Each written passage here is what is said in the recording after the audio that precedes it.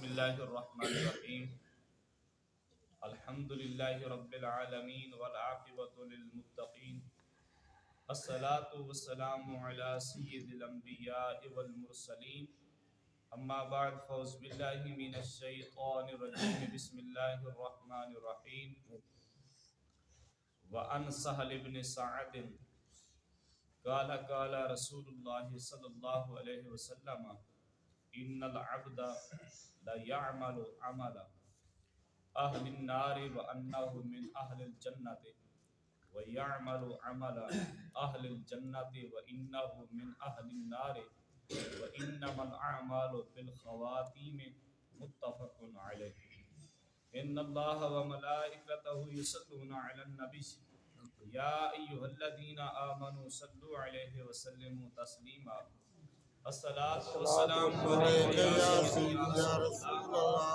الصلاة والسلام عليك يا سيدي يا حبيب الله الصلاة والسلام عليك يا سيدي يا رحمة للعالمين وعلى آلك وأصحابك يا سيدي يا خاتم المعصومين۔ اس حدیث کے راوی حضرت سہل بن سعد ہیں، یہ انصاری ہیں۔ آپ کا نام پہلے حزن تھا، نبی پاک علیہ الصلوۃ والسلام نے ان کا نام سہل رکھا۔ ان کی کنیت ابو العباس ہے یا ابو یحییٰ، خود بھی صحابی ہیں اور اس کے والد محترم وہ بھی صحابی ہیں۔ یہ کسی کسی کو شرف ملتا ہے صحابی ہونے۔ اب دیکھیے جس کا بیٹا بھی صحابی ہو، باپ بھی صحابی ہو، یہ قسمت والا ہی ہوتا ہے۔ ان تمام اصحاب میں سے حضرت صدیق اکبر ایسے صحابی ہیں جس کا پورا خاندان مسلمان اور حضور کا غلام ہے۔ والد ماجد بھی اس کے صحابی ہیں۔ نبی پاک علیہ الصلوۃ والسلام کی وفات کے وقت حضرت سہل کی عمر جو ہے وہ 15 سال تھی۔ 91 سن ہجری میں مدینہ منورہ میں وفات پائی اور مدینہ شریف کے یہ آخری صحابی ہیں۔ مدینہ شریف کے آخری صحابی، ان کی وفات کے بعد مدینہ پاک جو ہے وہ صحاب سے خالی ہو۔ وہ فرماتے ہیں کہ نبی اکرم نور مجسم شفیع عالم صلی اللہ علیہ وآلہ وسلم نے فرمایا کہ بعد بندے کرتوت تو دوزکیوں والے کرتے ہیں لیکن ہوتے جنتی ہیں۔ سبحان اللہ۔ میرے آقا فرماتے ہیں کہ بعض بندے کام ان کے دوزکیوں والے ہوتے ہیں لیکن ہوتے جنتی ہیں، اور بعض لوگ عمل تو جنتیوں والے کرتے ہیں لیکن ہوتے دوزخی ہیں۔ اس کیا مطلب ہے؟ نبی پاک علیہ الصلوۃ والسلام فرماتے ہیں کہ بندے کا خاتمہ اگر ایمان پر، بندے کا انجام وہ ہے وہ خاتمے پر ہے۔ جنتی ہونے کا، دوزخی ہونے کا دار و مدار کس پہ ہے؟ انجام پہ ہے کہ اس کا انجام کیسا ہو۔ اب دیکھو نا، پوری زندگی اس نے عمل جنتیوں والے کیے، آخر پہ آ کر وہ کلمے کا ہی بھی انکار کر دے۔ زندگی کا کون سا پتہ ہے؟ آخر پہ آ کر وہ کلمے کا بھی انکار کر دے۔ اسی لیے فرماتے ہیں بزرگ کہ جب کوئی فوت ہو رہا ہو تو اس کے ساتھ اس کو کلمے کی تلقین کرے، اس کے ساتھ پڑھا جائے اونچی آواز سے، نہ کہ اس کو کہا جائے کہ کلمہ پڑھ، بس اس کے ساتھ کھڑے ہو کر کلمے کا ورد کرے اونچی آواز سے، وہ اس کی زبان پہ خود بخود اللہ کی رحمت سے کلمہ جاری ہو۔ سبحان اللہ۔ اس کو کہنا نہیں چاہیے کہ کلمہ پڑھ، وہ سر ہلا دے یا انکار کر دے، بس خاتمہ تو برا ہو گیا۔ جنتی ہونے کا، دوزخی ہونے کا حضور فرماتے ہیں انما الاعمال بالخواتیم، اس کے خاتمے پر ہے اس کے جنتی اور دوزخی ہونے کا۔ اب عمل اس نے پوری زندگی جنتیوں والے کیے ہیں، آخر پہ آ کر بے ایمان ہو جائے، ساری کا بات ہے وہ جہنم میں گیا۔ ایک آدمی دوزخیوں والے کام کرتا رہا پوری زندگی، لیکن اس نے ایک اچھا عمل کر لیا ہے اللہ اس کے صدقے سے اس بندے کو جنت عطا فرمائے۔ سبحان اللہ۔ اگلی حدیث،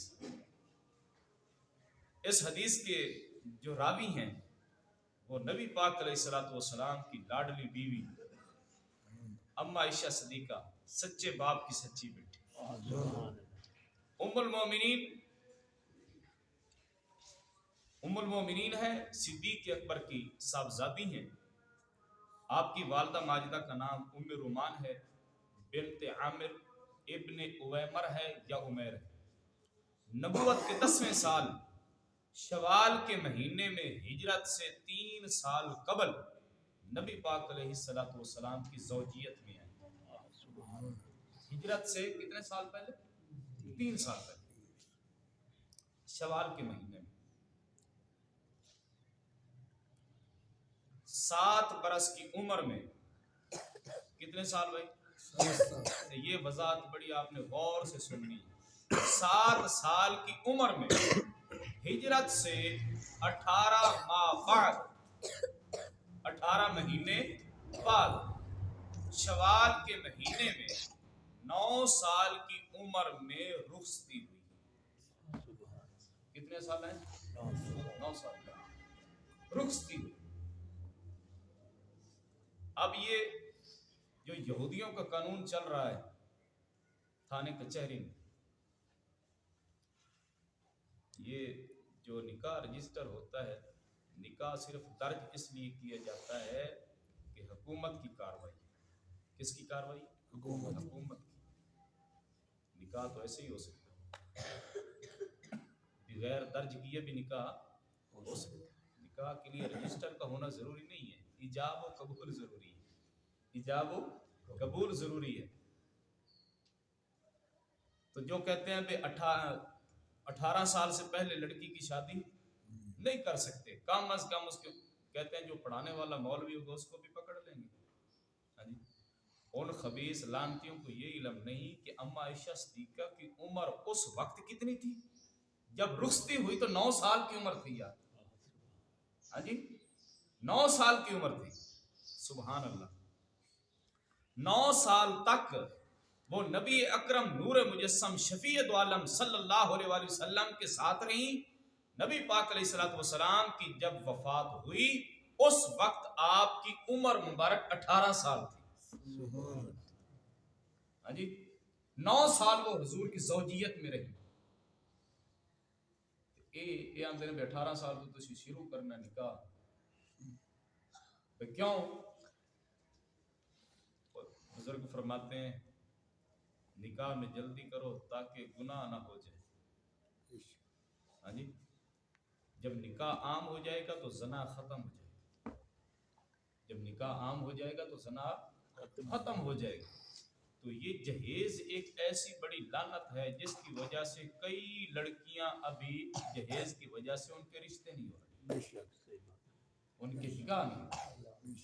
کیا نبی پاک علیہ الصلوۃ والسلام نے اپنی صاحبزادی کو وہ جہیز دیا تھا؟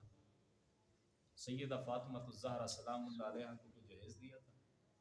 مصلی تھا یا ایک چادر تھی یا ایک لوٹا تھا، ہاں جی، جو وضو کے لیے، بس اتنا ایک سامان تھا۔ اللہ اکبر، یا ایک چکی تھی۔ تو جہیز جو ہے یہ ضروری نہیں ہے، یہ تو ہم نے اپنے اوپر فرض کر لیا، ساٹا ناک نہیں رہتا، لوگ کیا کہیں گے کہ کچھ دیا ہی نہیں بیٹی کو۔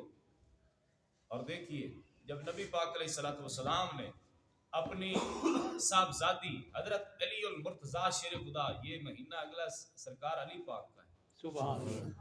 ہاں جی، ہم نے پچھلے مہینے میں اگر صدیق کیا ہے تو اگلے مہینے میں علی بھی کریں گے انشاءاللہ۔ ہم کسی طرف سے بھی کھوٹے نہیں ہیں اللہ کے فضل و کرم سے۔ تو دیکھیے اس وقت علی المرتضیٰ شیر خدا وجہ اللہ الکریم آپ کی زوجیت میں جب سیدہ فاطمہ الزہرا آئیں تو نبی پاک علیہ الصلوۃ والسلام نے یہ نہیں دیکھا کہ علی تو کچھ کرتے نہیں، علی کا کوئی کاروبار ہی نہیں ہے، علی کا کوئی کام بھی نہیں کرتے۔ بزرگ کہتے نے اپنی بیٹی تا لوگ اتھے دیندے نے جڑا لڑکا اگے چنگا کام کاروبار کرتا ہو، کہندے اپنا بیٹا ہوتا بھਵੇਂ ویلا پھردا اپنا بیٹا ہوتا بھਵੇਂ ویلا پھردا ہوئے لیکن بیٹی اتھے دینی ہے جہاں کوئی کاروبار ہو. تو سیدہ اللہ اکبر اما عائشہ صدیقہ کی اس وقت عمر کتنی تھی جب نبی پاک نے وصال فرمایا؟ 18 سال. کتنے سال؟ 18 سال. یہ طلباء ذرا ذہن نشین کر لیں بات. نبی پاک علیہ الصلوۃ والسلام نے اما عائشہ صدیقہ کے علاوہ کوئی نبی پاک علیہ الصلوۃ والسلام کی بیوی کنواری نہیں تھی. وہ کون سی تھی؟ جب اصحاب جاتے تھے نا جنگ کے لیے، اگر کوئی صحابی شہید ہو جاتا تھا نا تو پھر نبی پاک علیہ الصلوۃ والسلام اس کی بیوی سے نکاح فرما لیا کرتے تھے. آپ فقیہ بھی ہیں فصیحہ بھی ہیں. سیدہ اما عائشہ صدیقہ کیا ہیں؟ فقیہ بھی ہیں. فقیہ کسے کہتے ہیں؟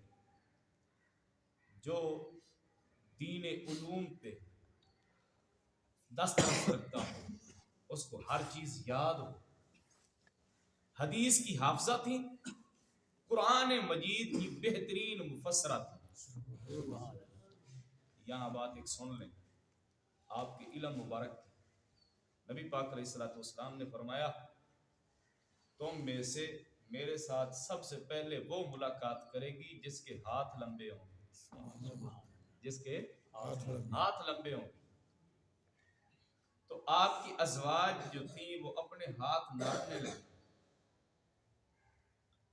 جب وہ ناپ کر رہی تھی تو اما عائشہ صدیقہ تشریف لے آئیں. آپ نے کہا یہ کیا کر رہی ہے؟ وہ کہنے لگی کہ ہاں سرکار نے فرمایا ہے کہ سب سے پہلے میرے ساتھ ملاقات وہ کرے گی جس کے ہاتھ لمبے ہوں گے. تو آپ نے فرمایا ہاتھ لمبے کا مطلب یہ نہیں ہے کہ ہاتھوں کی لمبائی. آپ نے فرمایا اس کا مطلب یہ ہے کہ جو تم میں سے زیادہ سخی ہوگی وہ سب سے پہلے مجھے ملے. جو سب سے پہلے جو سخی ہوگی، جو سخی ہوگی وہ سب سے پہلے میرے ساتھ ملاقات کرے. بڑا اللہ نے ان کو علم عطا فرمایا تھا. نبی پاک کی صحبت میں رہی. نبی پاک علیہ الصلوۃ والسلام نے ان کے سینہ مبارک پہ وفات پائی اور آپ کے حجرہ میں دفن ہوئے. جب اما عائشہ صدیقہ پہ تہمت لگائی بے ایمانوں نے تو اس وقت میرے رب العالمین نے سورت نور میں 19 آیاتیں اللہ نے اتاری ان کی برات میں. دیکھو نا لوگ کتنے بے ایمان ہیں. نبی پاک علیہ الصلوۃ والسلام کی بیوی کو بھی نہیں بخشا، ان پہ تہمت لگا دی. جب تہمت لگائی تو میرا رب تو بڑا غیرت مند ہے. پھر صدیق کی بیٹی ہو، ہاں جی صدیق کی بیٹی ہو، نبی پاک علیہ الصلوۃ والسلام کی زوجہ ہو، پھر اللہ کیسے برداشت کر سکتا ہے؟ سرکار علیہ الصلوۃ والسلام پریشان رہے. اما عائشہ صدیقہ روتی رہی. سرکار اتنی دیر تک کوئی بات سرکار نے اما عائشہ سے نہیں کی، نہ ناراض ہوئے نہ غصہ کیا. اللہ اکبر. اس وقت اللہ رب العالمین نے 19 آیاتیں سورت نور میں 19 آیاتاں اللہ اتار کے اما عائشہ صدیقہ کو اللہ تبارک و تعالیٰ نے برات کا اللہ نے اعلان فرمایا. اللہ نے فرمایا سونیا یہ پاک ہے. یہ کیا ہے؟ یہ پاک ہے. سیدی اعلیٰ حضرت کشیر آپ فرماتے ہیں نور اللہ اکبر. سورہ نور جن کی ہو گواہ، ہاں جی سورہ نور جن کی ہو گواہ، ان کی پر نور صورت پہ لاکھوں سلام. ان کی پر نور صورت پہ لاکھوں سلام. سبحان اللہ. یہ تھا ان کا تعارف. اور آپ نے حضرت امیر معاویہ رضی اللہ عنہ آپ کے زمانے میں آپ نے وفات پائی اور ان کی نماز جنازہ حضرت ابو ہریرہ نے پڑھائی. اما عائشہ صدیقہ کی نماز جنازہ کس نے پڑھائی؟ حضرت ابو ہریرہ نے. اور جنت البقیع میں آپ مدفون ہیں. آپ سے 1210 حدیثیں مروی، 1210 حدیثیں آپ سے روایت ہیں. آپ نے 18 رمضان المبارک منگل کی شب 52 سال کی عمر پا کر آپ نے وفات. اب یہ تھا ان کا تعارف. اب اگلی بات کریے. حضرت اما عائشہ صدیقہ فرماتی ہیں کہ نبی پاک علیہ الصلوۃ والسلام نے فرمایا کہ ایک انصاری بچہ جن کے جنازے کے لیے نبی پاک علیہ الصلوۃ والسلام کو دعوت دی گئی کہ آپ جنازہ پڑھائیں. اما عائشہ صدیقہ فرماتی ہیں میں نے عرض کیا اسے خوشخبری ہو اس بچے تو وہ جنت کی چڑیوں میں سے ایک چڑیا ہے، وہ جنت کی چڑیوں میں سے ایک چڑیا ہے۔ کیا مطلب؟ وہ فرماتی ہیں کہ جیسے شہداء جنت میں سیر کریں گے تو یہ لڑکا بھی ایسے ہی سیر کرے گا۔ اما عائشہ فرماتی ہیں کہ میں نے کہا یہ جنت کی چڑیوں میں سے ایک چڑیا ہے جس نے ناگناہ کیا ہے اور ناگناہ کا وقت پایا ہے۔ تو تیرے اور میرے نبی لجپال نے فرمایا عائشہ اس کے سوا بھی ہو سکتا ہے، اس کے سوا بھی ہو سکتا ہے۔ کیا مطلب کہ آپ تو فرما رہی ہیں کہ نہ اس نے گناہ کیا ہے نہ گناہ کا وقت پایا ہے، سرکار نے فرمایا ایسی بات نہ کرو، اس کے سوا بھی ہو سکتا ہے۔ کیا مطلب کہ اللہ رب العالمین نے اس کو کسی اور مقصد کے لیے پیدا کیا ہو، اللہ نے اس کو کسی اور مقصد کے لیے پیدا کیا ہو۔ تو اس لیے میں پہلے بھی کہتا ہوں، ہمارے بزرگ بھی کہتے ہیں، علماء بھی کہتے ہیں کہ بچے کو معصوم نہیں کہنا چاہیے، بچے کو معصوم نہیں کہنا، چھوٹا بھی ہو ایک دن کا بھی ہو پھر بھی اس کو معصوم نہیں کہنا چاہیے۔ یہ لوگ کہتے ہیں نا کہ پہلے لوگ، آج کل تو ماشاءاللہ میڈیا کا دور ہے، ہر بندہ سن رہا ہے، علم بھی وسیع ہو چکے ہیں۔ پہلے کہتے تھے کہ چھوٹا بچہ اگر کپڑوں پہ پیشاب کر دے تو کہتے اس کا پیشاب پلیت نہیں ہوتا۔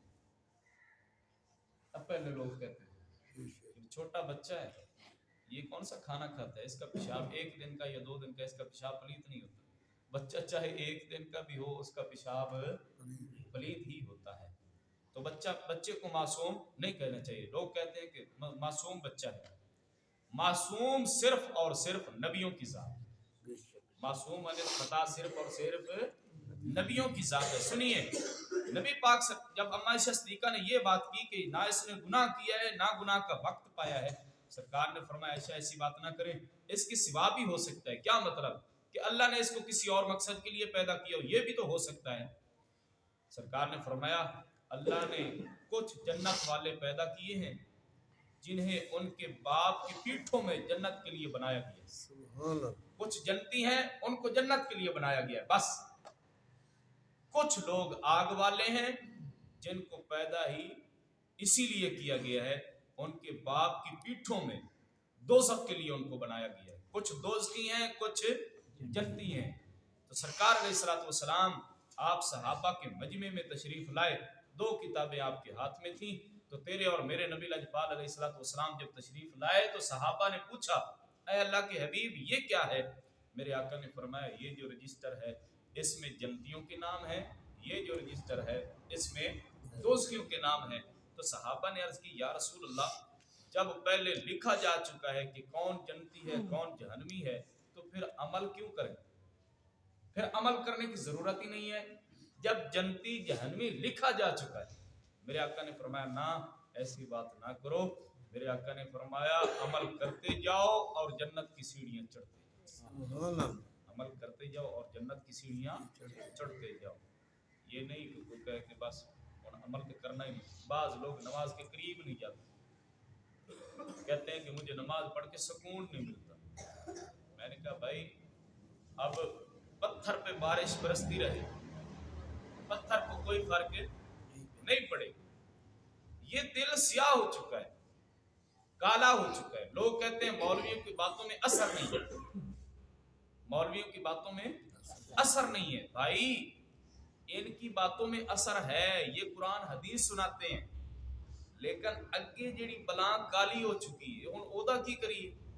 حضور فرماتے ہیں جب بندہ ایک گناہ کرتا ہے تو اس کے دل کے اوپر ایک سیاہ نقطہ لگ جاتا ہے، جب دوسرا گناہ کرتا ہے تو وہ نقطہ پھیل جاتا ہے، جب تیسری مرتبہ گناہ کرتا ہے تو پھر نقطہ اور پھیل جاتا ہے، پھر جب کرتا ہے گناہ پھر نقطہ اور پھیل جاتا ہے، حتیٰ کہ وہ دل کو اپنی حراست میں لے لیتا ہے، دل کالا ہو جاتا ہے، سیاہ ہو جاتا ہے۔ پھر آپ قرآن پڑھتے رہیں حدیث پڑھتے رہیں اس کو جو مرضی سناتے رہیں اس پہ اثر نہیں ہوگا۔ ہاں یہ کالا ہو چکا ہے تو اب اس کو دھونے کے لیے ایک ہی کلمہ ہے۔ میرے آقا نے فرمایا ہر چیز نو زنگ لگ جاندہ ہے، دل نو بھی زنگ لگ جاندہ ہے، تو اے دے دھون واسطے کی؟ میرے آقا نے فرمایا بس ایک ضرب لا الہ الا اللہ کی لگائیں، دل صاف شفاف ہو جائے۔ جب یہ دل صاف ہو جائے گا تو ہر چیز اثر کرے گی، نماز پڑھیں گے اور پھر بھی سکون ملے گا، چین ملے گا، قرار آئے گا۔ اللہ رب العالمین